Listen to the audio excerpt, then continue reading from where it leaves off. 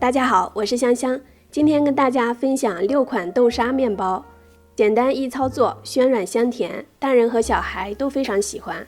先来和面，准备375克高筋面粉，加35克白糖，3克盐，先搅拌均匀，再加1个鸡蛋。牛奶200克，如果第一次做的话，可以预留20克牛奶，根据面团的状态再添加。加10克鲜酵母，没有的话用4克干酵母粉代替。搅拌成面絮之后，加40克橄榄油或者是其他的油脂，揉成一个软硬适中的面团，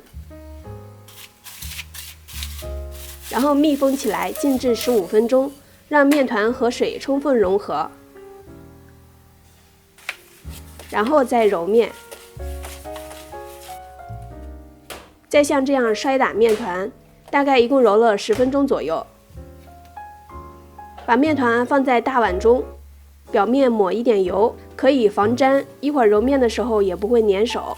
再密封起来，发酵至2倍大，按压排气。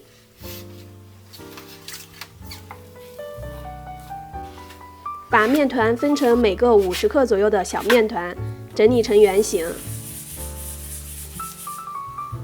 再盖上保鲜膜，松弛15分钟。接下来就是面包的整理。具体可以看视频的手法就可以。